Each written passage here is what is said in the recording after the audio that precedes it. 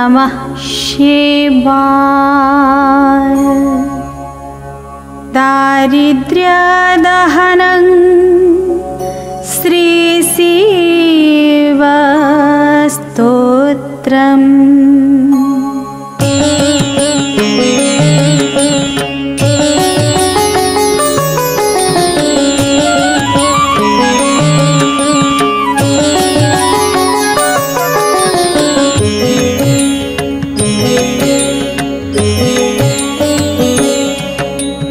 विश्वेश्वराय नरकार्णवतारणाय कर्णामृताय शशिशेखरधारणाय कर्पूरकान्तिधवलाय जटाधराय दारिद्र्यदुःखदहनाय नमः शिवाय।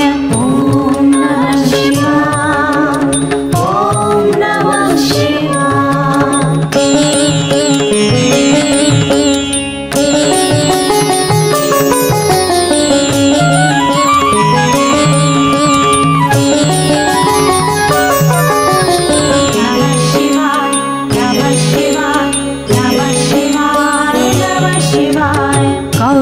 प्रियाय रजनीशकलाधराय कालान्तकाय भुजगाधिपकङ्कणाय गङ्गाधराय गजराजविमर्दनाय दारिद्र्यदुःखदहनाय नमः शिवाय। ॐ नमः शिवाय, ॐ नमः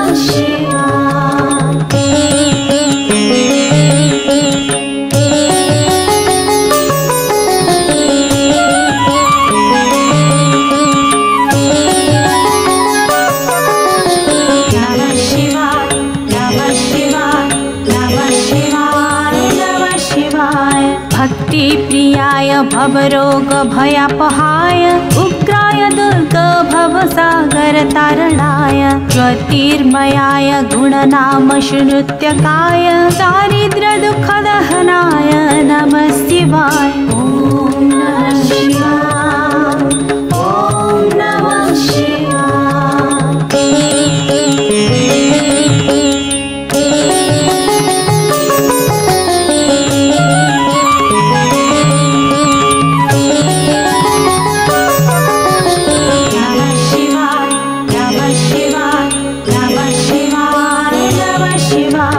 चर्माम्बराय शवभस्मविलेपनाय आलेख्यणाय मणिकुण्डलमण्डिताय मञ्जीरपादजुगलाय जटाधराय दारिद्र्यदुःखदहनाय नमः शिवाय। ॐ नमः शिवाय, ॐ नमः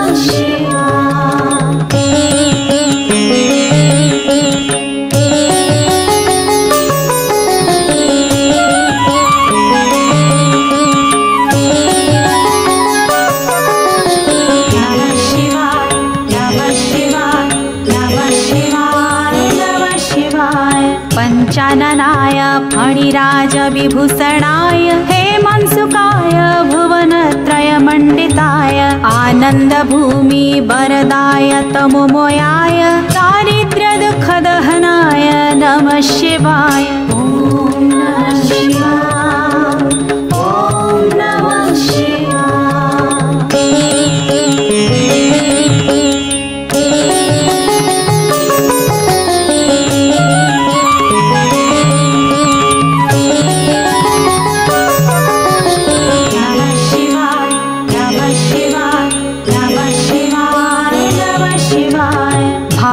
प्रियाय भवसागरतारणाय कालान्तकाय कमलासनपूजिताय नेत्रत्रयाय शुभलक्षणलक्षिताय दारिद्र्यदुःखदहनाय नमः शिवाय।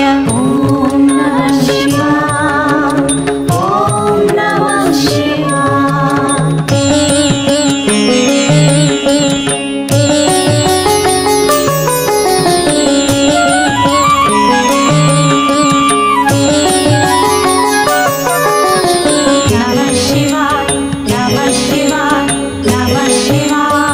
नमः प्रियाय रघुनाथवरप्रदाय नाट्यप्रियाय नगराजसुताप्रियाय पुण्यसु पुण्यभरिताय सुरार्चिताय दारिद्र्यदुःखदहनाय नमः शिवाय ॐ नमः शिवाय ॐ नमः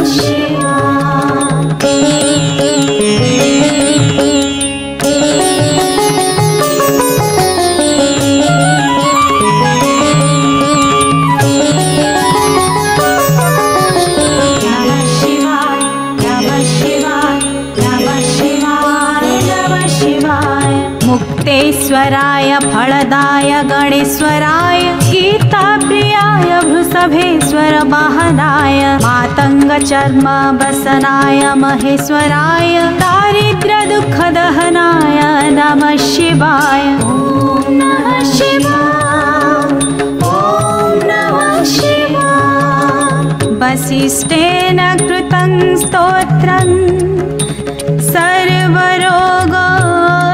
सर्वरोगनिवारणं सर्वसम्पत्करं शीघ्रं पुत्रपौत्रार्दिवर्धनं त्रिसन्ध्यं यः पठे नित्यं स हि स्वर्गमवाप्नुयात्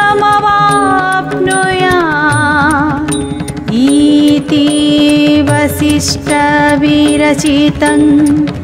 दारिद्र्यदहन श्रीशिवस्तोत्र समाप्तम्।